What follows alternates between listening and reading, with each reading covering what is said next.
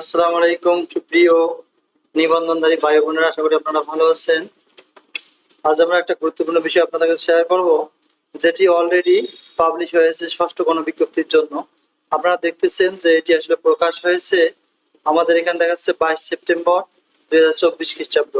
এটা প্রকাশ হয়েছে ই রেজিস্ট্রেশন সংক্রান্ত বিজ্ঞপ্তি। অনেকজনে ই রেজিস্ট্রেশন কথাটি দ্বারায় যারা 18তম, বিশেষ করে যারা রিটেন পরীক্ষাতে তারা ভাবতেছে তাদের কোনো কাজ আছে কিনা এখানে।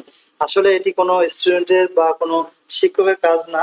এই রেজিস্ট্রেশনের কাজটা মূলত যারা শিক্ষা প্রতিষ্ঠানের মধ্যে যিনি প্রধান থাকবেন তিনি মূলত এই কাজগুলো করে থাকেন। অর্থাৎ যদি মনে করেন যে কোনো শিক্ষা প্রতিষ্ঠানের প্রধান দেখতেছে যে তার প্রতিষ্ঠানে শূন্য পদ রয়েছে, অর্থাৎ একজন গণিত শিক্ষক বা গণিত প্রভাষক প্রয়োজন, তাহলে তিনি ই রেজিস্ট্রেশনের মাধ্যমে একটা তথ্য পূরণ করতে হবে, যার মাধ্যমে উনি দেখাতে পারবেন যে ওনার প্রতিষ্ঠানে এই পদে একটা শূন্য পদ ফাঁকা রয়েছে। মূলত এটি হচ্ছে ই রেজিস্ট্রেশন।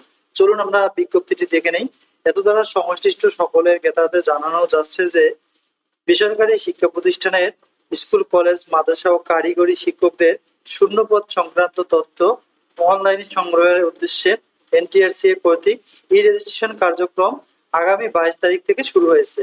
এই রেজিস্ট্রেশন সংক্রান্ত বিস্তারিত তথ্য এনটিআরসি ওয়েবসাইটে ই রেজিস্ট্রেশন নামক সেবা বক্সে ই রেজিস্ট্রেশন নির্দেশিকা নামক মেনুতে দেয়া আছে।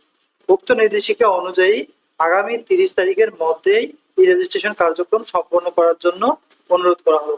অর্থাৎ ই রেজিস্ট্রেশন চালু হয়েছে 22 তারিখ। অর্থাৎ প্রতিষ্ঠান প্রধান তারা শূন্য পদের জন্য আবেদন করতে পারবেন। 22 তারিখ থেকে শুরু হয়েছে, 30 তারিখের মধ্যে আবেদন দেখাবে। 30 তারিখ পার হলে কোনো প্রতিষ্ঠান নতুন শিক্ষকের জন্য অর্থাৎ শূন্য পদ তাদের প্রতিষ্ঠানে দেখাতে পারবেন না। তাই যারা প্রধান শিক্ষক রয়েছেন তারা মূলত এই কাজগুলো করবেন।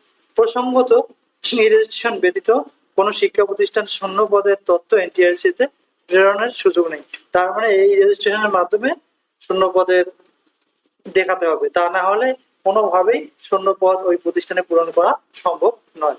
সংযুক্তিতে ই রেজিস্ট্রেশন নির্দেশিকা, এটি আসলে প্রকাশ হয়েছে, যতটুকু সেটা দেওয়া হয়েছে ফোন নাম্বার সহ। আশা করি আপনারা ই রেজিস্ট্রেশন কি এই তথ্যটি অবশ্যই বুঝতে পারছেন। সো যদি ভালো লাগে অবশ্যই সাবস্ক্রাইব করবেন যারা নতুন রয়েছেন, আর যারা সাবস্ক্রাইব করেছেন তাদেরকে অসংখ্য ধন্যবাদ। Thank you for watching. আমরা পরবর্তীকালে আরো আপডেট কিছু তথ্য নিয়ে আসবো। আসসালামু আলাইকুম।